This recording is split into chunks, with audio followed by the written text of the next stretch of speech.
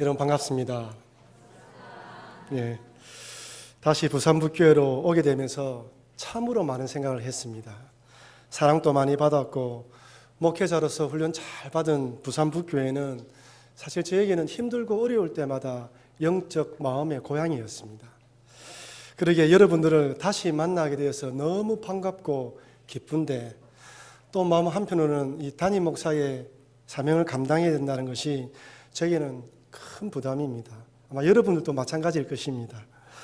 저를 전도사 때부터 지금까지 20년 동안 지켜보셨기에 과연 잘할 수 있을까라는 생각을 하시는 분도 있을 것이고, 요즘 교회마다 목사님이 은퇴하시고 새로운 목사님이 오시면서 몸살 아닌 몸살을 앓기에 여러모로 걱정 어린 시선으로 지켜보시는 분도 계실 것입니다. 그러나 지금은 앞으로 어떻게 될지 모르는 미래를 두고 염려하고 걱정하기보다는 기도할 때입니다. 우리 부산북교회는 지금까지 기도로 성장했고 하나님의 은혜로 여기까지 왔습니다. 그러니 부족한 저를 위해서 기도해 주시고, 앞으로 우리 부산북교회가 믿음을 잘 전수하는 교회, 칭찬받는 교회, 우리 때만 좋은 교회가 아닌 우리 자녀들도 좋은 교회로 세워나갈 수 있도록 기도해 주시면서 협조해 주시는 여러분과 제가 되길 바라겠습니다. 저는 오늘부터 몇 주간에 걸쳐 하나님의 숨겨진 뜻을 찾아서라는 제목의 큰 제목을 가지고 시리즈 설교를 하려고 합니다. 인간적으로 보면 또는 세상적으로 보면 때로는 이해되지 않고 납득이 되지 않는 일들이 종종 우리 삶 가운데 일어나는 게 사실입니다. 그런데 그 가운데에도 하나님의 숨겨진 뜻을 찾을 때 우리가 희망을 가지고 소망을 가지고 주님을 더 바라볼 수 있는 거예요. 그래서 오늘 그 첫 시간으로 우리아에 대해서 살펴보려고 합니다. 여러분, 오늘 본문을 읽었던 우리아를 생각할 때 어떤 마음이 드십니까? 아마 우리아를 생각할 때마다 가슴이 아프고 참으로 안타깝다라는 생각을 누구나 다 할 거예요. 저는 이 우리아를 생각하면서 또 우리아를 볼 때마다 전에 읽었던 동물농장이라는 소설에 등장하는 복스라는 말이 생각났습니다. 이 동물농장이라는 소설은 1945년에 구소련의 공산주의 문제점과 한계를 풍자한 조지 오웬이 쓴 소설입니다. 이 소설의 내용은 단순합니다. 동물들을 착취하고 억압하는 인간들과 싸워서 동물이 주인 되는 세상을 만들자라고 힘을 합쳐서 동물들이 모였습니다. 지능이 뛰어난 대지의 지도하에 인간들과 싸워서 동물농장을 만드는데 그때 앞장섰던 짐승이 바로 복스라는 말이었어요. 이 말은 인간들과 싸울 때 맨 앞에서 싸웠을 뿐 아니라 모든 일에 솔선수범하며 모든 일들을 다 앞서 나갔습니다. 한 번도 게으름 피우지 않았어요. 하지만 계속된 싸움에서 부상을 당하고 나이가 점점 들어가자 이 돼지들은 동물들에게 이 복스란 말이 이제 수고를 많이 했으니까 이제는 요양원에 보내어서 쉬게 하자라고 거짓말하고 도살장에 팔아버려요. 사자성어로 이것을 토사구팽이라고 합니다.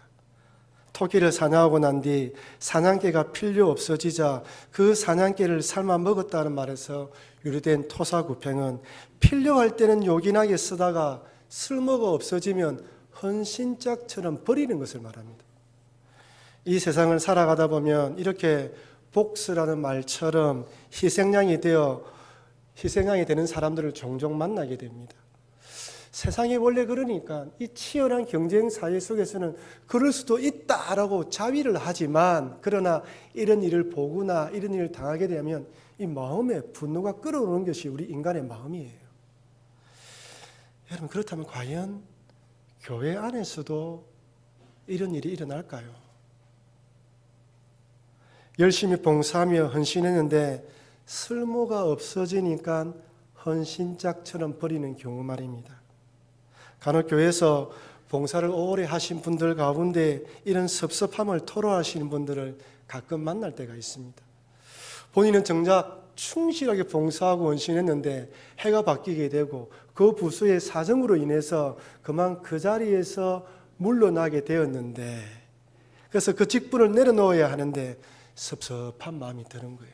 다 이해는 되는데 그래도 마음이 섭섭한 거예요. 오늘 본문에 등장하는 우리아는 어떻습니까?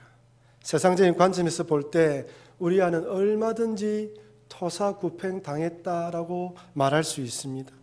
충성했던 다윗 왕에게 아내를 빼앗겼을 뿐만 아니라 그 자신도 다윗의 계략에 의해서 살해까지 당해요.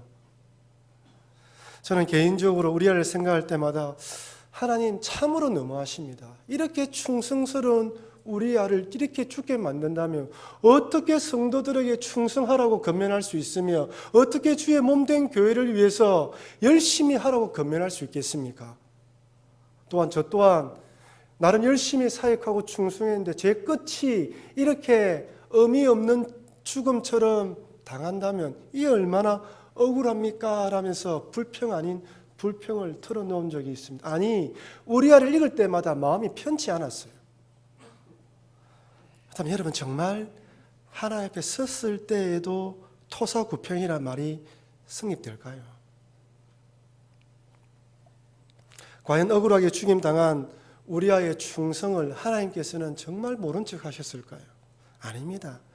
세상에는 얼마든지 헌신짝처럼 버림당하는 일이 일어나고 또한 교회 안에서도 그렇게 보이는 일이 일어난다 할지라도 진실, 마지막 심판대에 섰을 때는 하나님께서 그 진심을 다 아십니다. 그러니 오늘 말씀을 통해 이 땅에 살아가는 동안 우리아처럼 이런 억울한 일, 의미 없는 죽음 같은 일을 당한다 할지라도 하나님께서는 우리의 진심을 아신다는 사실을 잊지 마시고 주어진 자리, 맡겨진 봉사의 직분을 충성스럽게 감당하시는 여러분과 제가 되길 주의 이름으로 축원합니다. 여러분 한번 따라합시다. 하나님께서는 나의 진심을 아신다. 여러분 절대 잊지 마십시오. 신앙생활 하다 보면 나도 모르게 시험에 빠지고 가슴을 아프게 만드는 일들을 한두 번 만나는 게 아니에요. 저라고 없겠습니까? 그러나 마지막 순간 하나님은 나의 진심을 아신다는 이걸 잊어버리면 신앙에 벗어나서 저 밑으로 빠지게 되는 게 우리 인간입니다. 먼저 우리아의 사건이 일어나게 된 원인이 무엇인지 살펴보도록 하겠습니다. 사실 이 우리아의 죽음은 다윗이 왕으로 있어야 할 그 자리, 당연히 지켜야 할 그 위치에 없었기 때문에 일어난 일이에요. 사무엘하 11장 1절을 보십시오. 해가 돌아와서 왕들의 출전할 때가 되매 다윗이 요압과 그 신복과 온 이스라엘 군대를 보내니 저희가 암몬 자손을 멸하고 랍바를 에워싸고 다윗은 예루살렘에 그대로 있으니라. 해가 돌아와서 왕들의 출전할 때가 되매 우리 한글 성경에는 나와 있지 않지만 히브리어 원문을 살펴보면 11장 1절에는 그리고라는 접속사가 나와 있습니다. 여러분, 그리고라는 접속사가 있다는 말은 10장과 11장이 연결되어 있다는 거예요. 즉 10장에서 다윗의 군대는 아람 암몬의 연합군과의 전쟁에서 성기를 잡았어요. 성기를 잡았으면 완전히 승리해야 되는데 무슨 연유인지 모르겠지만은 전쟁이 중단되게 되어서 다시 11장이 되어서 그 전쟁을 다시 하기 위해서 출전하게 된 것입니다. 그러니 10장과 11장 사이에는 여전히 전쟁이 진행되고 있고 언제 전쟁이 터질지 모르는 긴장된 상태, 평화로운 시대가 아니었다는 거예요. 성경은 다윗이 바세바를 범한 사건이 다윗이 평화로운 시대 때 이 일이 일어난 것이 아니라 다윗이 왕으로 있어야 할 자리, 다윗이 왕으로 그 직무를 감당해야 되는 그 긴장된 순간에 이 일이 일어나고 있음을 이야기하고 있는 것입니다. 본문은 또한 이 전쟁이 얼마나 중요한지 참전한 용사들을 이렇게 기술합니다. 요압과 그 신복과 온 이스라엘의 군대를 보내니 이 전쟁은 국지전으로 한 부대를 파송한 게 아니에요. 이스라엘의 온 군대가 앞장섰습니다. 다윗의 군대 장관 요압과 그의 신복, 즉 다윗의 근위병과 정예부대, 온 이스라엘 군대가 파송되었어요. 그럼 왕은 어디 있어야 됩니까? 앞에 서서 지휘를 하든지 뒤에 서서 백성을 바라보며 기도해야죠. 1절 마지막을 보십시오. 다윗은 예루살렘에 그대로 있으니라고 되어 있습니다. 만약 다윗이 특별한 사정이 있어서 몸이 아파서 예루살렘에 머물러 있었다면 어떤 자세로 남아 있어야 될까요? 출전한 군대를 위해서, 출전한 군사들을 위해서 하나님 저 군사들의 생명을 보호해 주십시오. 이번 전쟁에서 반드시 승리하게 해달라고 기도하며 긴장하며 금식하며 남아있어야 되지 않겠습니까?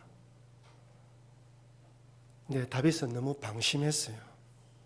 영적으로 너무 방심했습니다. 안일하게 생각한 것이죠.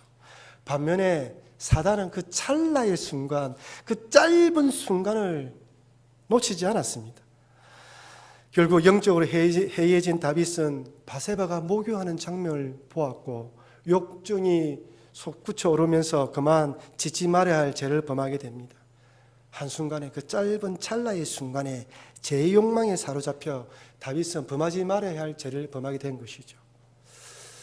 열왕기상 21장에 보면 북이스라엘의 아합 왕의 이야기가 나옵니다. 이 아합 왕이 어느 날 나봇이라는 사람의 포도원을 보니까 그 포도원이 너무 좋은 거예요. 이 땅만 차지하면 좋겠다라고 생각해서 나봇을 불러서 네가 원하는 대로 돈을 줄 테니까 그 포도원을 팔아라고 이야기를 합니다. 그때 이 나봇이 말하기를 왕이여 이 포도원은 집안 대대로 유산으로 내려온 것이기 때문에 절대로 팔 수 없습니다라고 정중하게 거절해요. 여러분 사람이 한번 가지고 싶은 것을 가지지 못하면 안달이 나지 않습니까? 이 아합 왕이 알아 누웠어요. 아내 이세벨이 들어와서 왕이 알아 누운 것을 보고 왕에게 무슨 일이 있은지 알아보고 난 뒤 계략과 거짓말을 꾸며서 이 나봇을 살해하고 그 땅을 빼앗아서 아합 왕에 줍니다. 그때 하나님께서는 엘리야 선지자를 보내셔서 이렇게 책망합니다. 열왕기상 21장 20절입니다. 우리 다 같이 한번 읽어볼까요?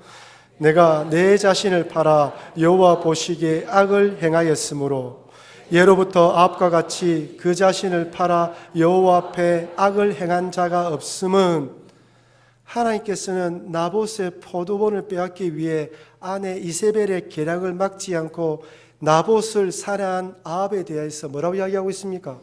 네 자신을 팔았다고 이야기를 합니다.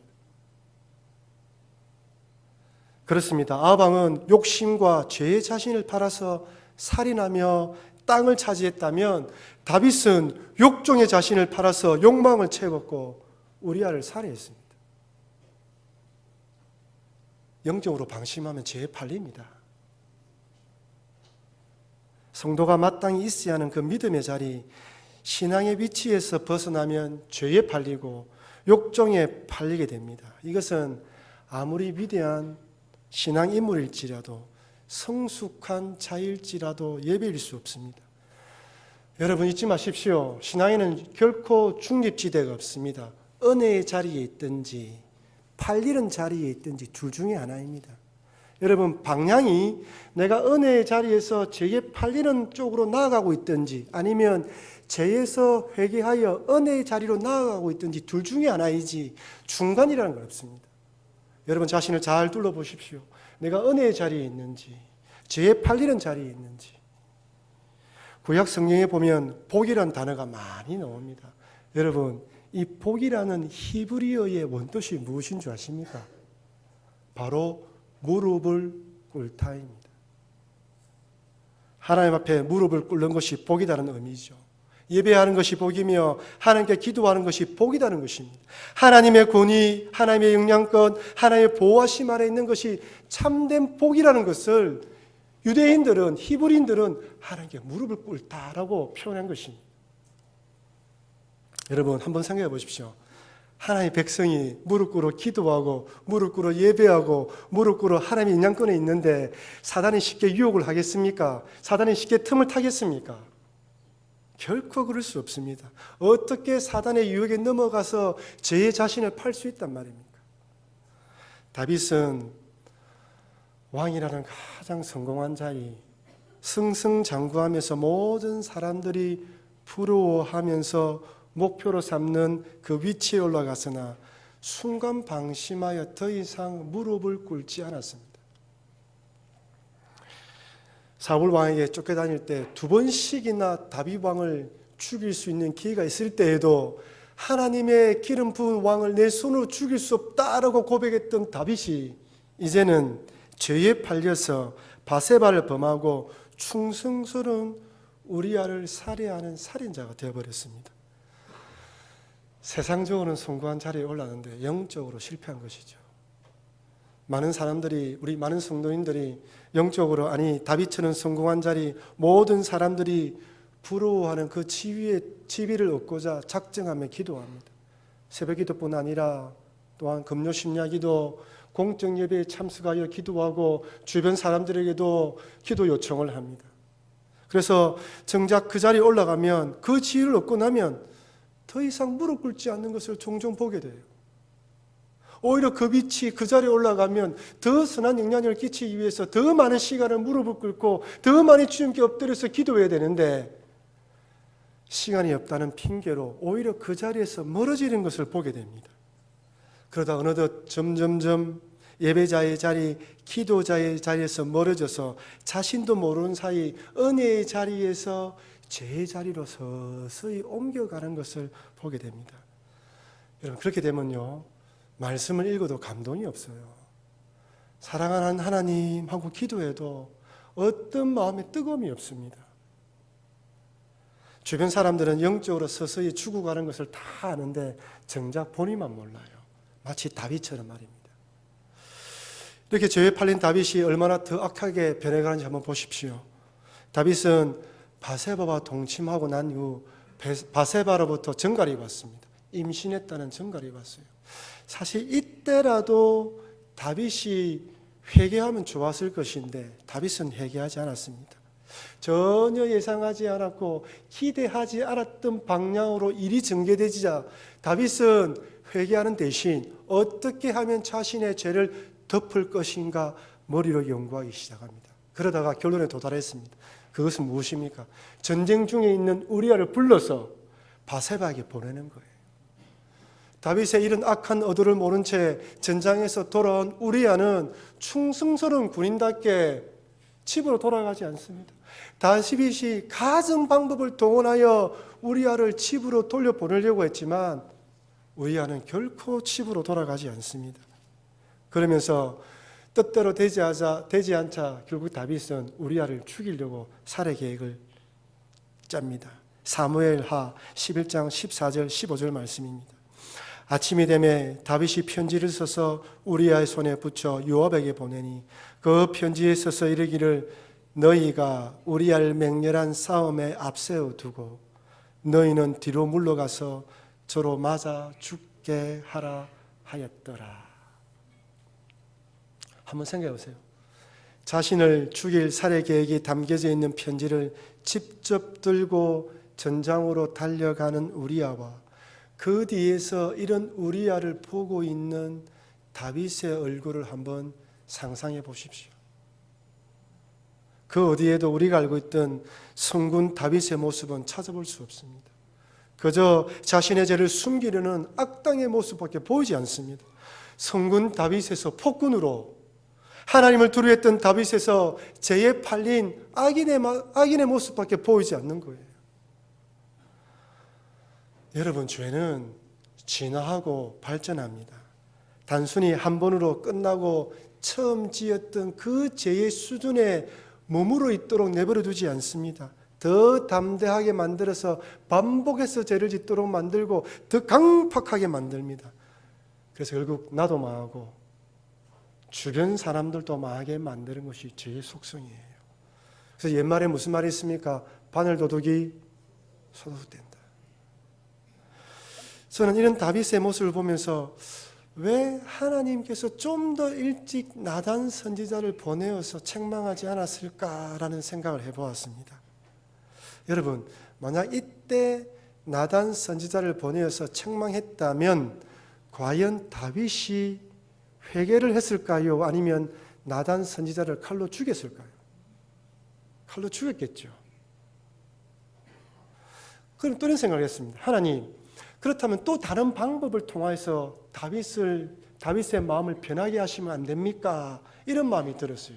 그러다가 사무엘하 11장 전체를 읽어보니까 하나님은 이미 우리아를 통하여서 다윗에게 간접적으로 경고하고 있습니다. 11절 말씀을 보십시오. 우리아가 다윗에게 고하되 언약궤와 이스라엘과 유다가 영체 가운데 유하고 내 주 요압과 내 왕의 신복들이 바깥들에 유진하였거늘 내가 어찌 내 집으로 가서 먹고 마시고 내 처와 같이 자리이까? 내가 이를 행치 아니하기로 왕의 사심과 왕의 혼의 사심을 가리켜 맹세하나이다. 이 말이 무슨 말입니까? 언약궤와 이스라엘과 유다와 그리고 온 군대가 지금 전쟁 중인데 어떻게 나만 편하게 지낼 수 있냐는 거예요. 이 말을 우리아가 누구에게 하고 있어요? 다윗에게 하고 있어요. 하나님께서 지금 다윗에게 우리아 입을 통하여 우리아는 이래 충성스러운 너의 부하 장수는 이렇게 충성스러운데 너는 지금 어디서 무엇을 하고 있느냐라고 책망하는 거예요. 너는 정말 네가 있어야 하는 그 자리에서 지키고 있느냐? 너는 믿음에 떠나 있지 않느냐라고 책망하시는 거예요. 참 희한합니다, 여러분. 사람이요 강팍해지고 믿음에서 떠나면 어느 것에 집착하면 눈과 귀가 멀어진다는 말이 있어요. 영적인 분별력과 판단력이 사라집니다. 수없이 많은 시간에서 이 강대상에서 선포되는 말씀을 통하여 하나님께서는 우리 성도들에게 끊임없이 반복해서 회개할 것은 회개하고 믿음으로 결단할 것은 결단하도록 주의 종들을 통하여 말씀을 선포합니다. 하지만 내가 강팍하면 그 말씀이 들어오지 않아요. 한쪽 귀로 갔다가 한쪽 귀로 빠지게 되어 있습니다. 다윗도 마찬가지입니다. 이미 죄를 덮으려고 죄에 꽉 사로잡혀 있으니까 충성스러운 우리아가 충성스럽게 이야기를 해도 그 뜻에 포함되어 있는 의미를 알아들이지 못한 채 여전히 우리아를 살해합니다. 여러분, 반복해서 말씀드리지만 죄가 얼마나 무서운지 결코 잊지 마십시오. 늘 두렵고 떨림으로 우리의 구원을 이루어가는 자세를 가져야 합니다. 예수를 믿음으로 이미 구원을 받았지만 받은 구원을 마지막까지 발전시키며 풍성하게 갖고 가는 것은 우리의 책임입니다. 그래서 어떤 사람은 믿음의 큰 인물이 되기도 하고 처음에는 믿음으로 시작했다 나중에는 믿음에 떠나가는 사람들을 보기도 합니다. 여러분, 우리 주위를 한번 둘러보십시오. 오늘 우리가 살아가는 이 시대는 오늘 믿음으로 승리했다고 내일 또 믿음으로 승리할 수 있다라고 확신할 수 없는 혼탁하고 혼란한 시대에 살아가고 있습니다. 여러분, 뉴질랜드는요 동성애가 합법화되었어요. 조금 있으면 학교에서 동성애를 가르쳐요. 그래서 뉴질랜드에 있는 교민들은요 뭘 염려하냐면 지금 아이들은 상관없는데 3세대로 태어날 아이들을 염려하고 있어요. 미국에는요 사탄교지, 사탄교. 이 사탄교가 학교 방과 후 수업에 취미활동 클럽으로 들으려고 로비를 하고 있어요. 그러니 여러분, 늘 죄에 대해서 경계하실 뿐 아니라 혹시 죄에 넘어졌다 할지라도 부끄럽지만 속히 회개하시고 돌이키시는 여러분과 제가 되길 주의 이름으로 축원합니다. 마지막으로 결국 이렇게 우리아를 믿었던 다윗에게 비참하게 죽임을 당하게 됩니다. 여러분, 그렇게 목숨을 잃은 우리아가 하나님의 품에 안겨서 이 모든 사실을 알았을 때 어떤 마음이었을까요? 어떤 심경이었을까요? 하나님 좀 막아주시죠. 제 인생이 너무 억울하지 않습니까? 라고 하소연하지 않았겠습니까? 창세기 12장에 아브라함을 한번 보십시오. 아브라함이 본토 친척 아비 집을 떠나라라는 하나님의 말씀을 받아서 가나안 땅에 들어옵니다. 가나안 땅에 들어오니까 어느 누구도 환영하는 사람이 없어요. 시간이 지나자마자 기근이 들어서 도저히 그 땅에 살 수 없게 되자 애굽으로 내려갑니다. 네, 여러분 잘 기억하십시오. 애굽으로 내려가려고 하니까 아내 사라의 미모가 걱정되기 시작했어요. 네, 여러분, 화란에서 가나안 땅으로 올 때, 믿음으로 올 때에는 아내의 미모가 전혀 걱정되지 않았는데 믿음이 없어지니까 아내의 미모가 걱정되는 거예요. 어떤 일을 할 때, 어떤 계획을 할 때 믿음 안에서 하면 담대함이 생깁니다. 그러나 인간적으로 하면 뭔가 모르게 두려움이 생기는 거예요. 아니나 다를까 애굽에 내려갔더만은 아내 사라의 미모에 반한 애굽의 바로 왕이 사라를 궁으로 불러들여요. 사라가 어떻게 할 수 없고 아브라함도 어떻게 할 수 없는 이 절체절명의 위기의 순간에 하나님께서 직접적으로 개입하여서 사라를 구해 주십니다. 아니 그렇다면 믿음이 부족한 아브라함도 이렇게 구해 주셨다면 이렇게 충성스러운 우리아는 더더욱 도와주셔야 되는 거 아닙니까, 여러분? 정말 우리아의 죽음은 우리 세상적으로 생각해 볼 때 너무나 안타까워요. 정말 의미 없는 죽음이며 토사구팽 같은 죽음 같습니다. 그렇다면 정말 하나님을 기억하지 않을까요? 제가 사무엘하 23장 39절 읽고 깜짝 놀랐습니다. 헷사람 우리아라 이상 총수가 37명이었더라. 사무엘하 23장 이 내용은 다윗의 용사 37명의 이름들과 행적을 쫙 기록해 놓았어요.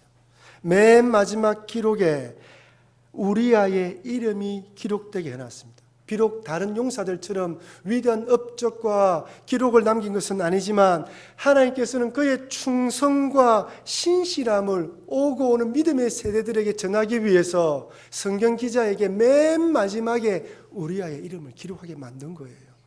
우리아의 이름은 구약 성경에서만 끝난 것이 아닙니다. 신약의 마태복음에서도 찾아볼 수 있습니다.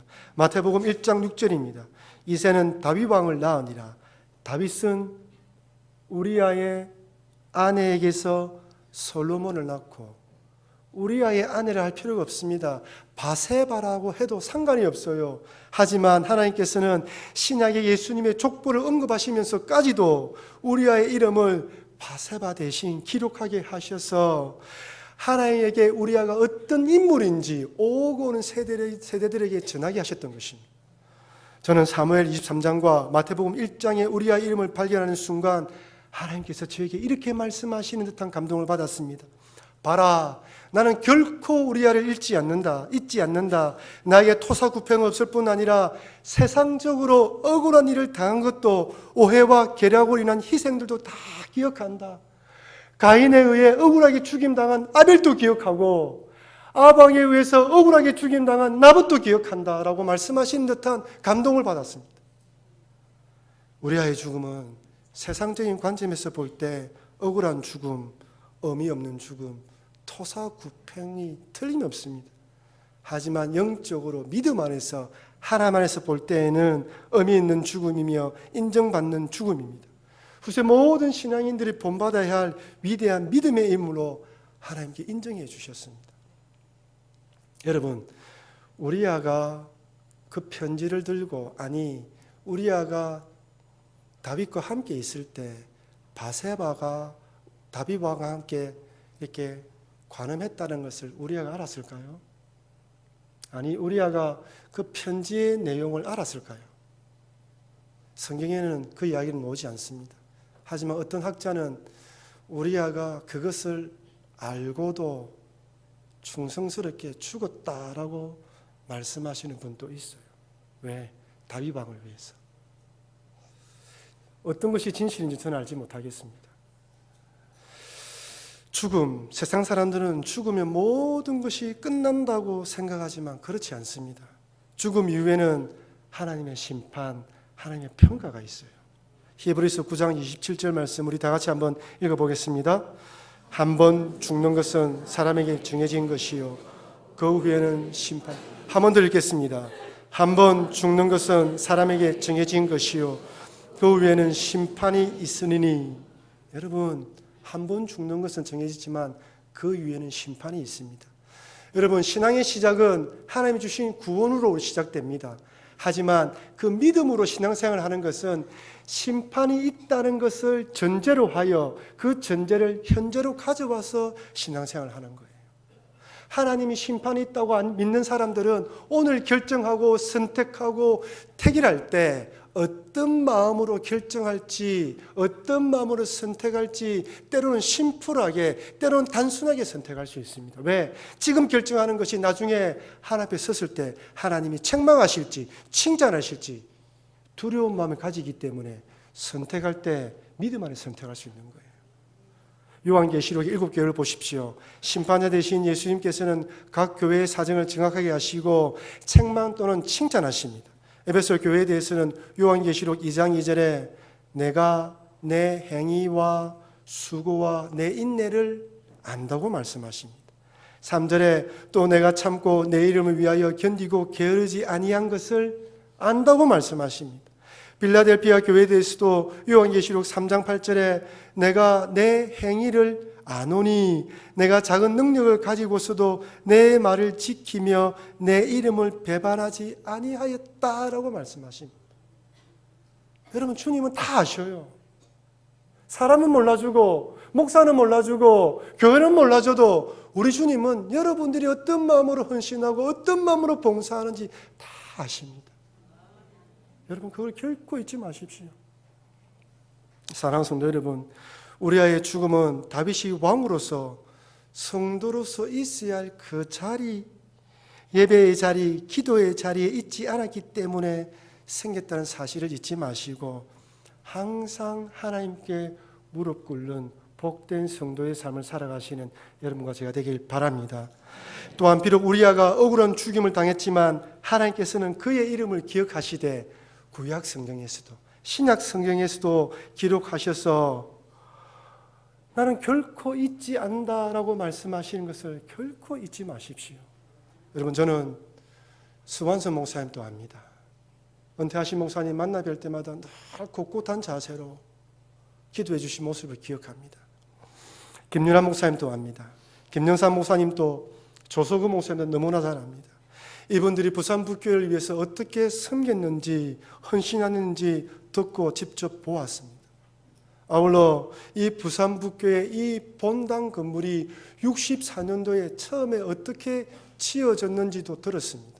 아마 여기 계신 분들 가운데에서는 직접 그때 벽돌을 들고 와서 옮기시거나 아니면 큰 솥에 국을 해서 인부들을 먹이시면서까지 교회 본당 건물을 지었던 우리 할머니 근사님 지사님들 계실 것입니다.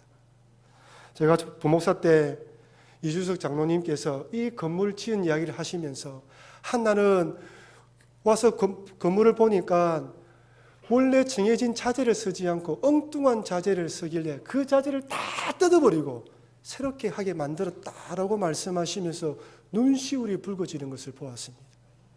저는 우리 교육관 건물을 지을 때 그때 어떤 에피소드가 있었는지 저는 기억합니다.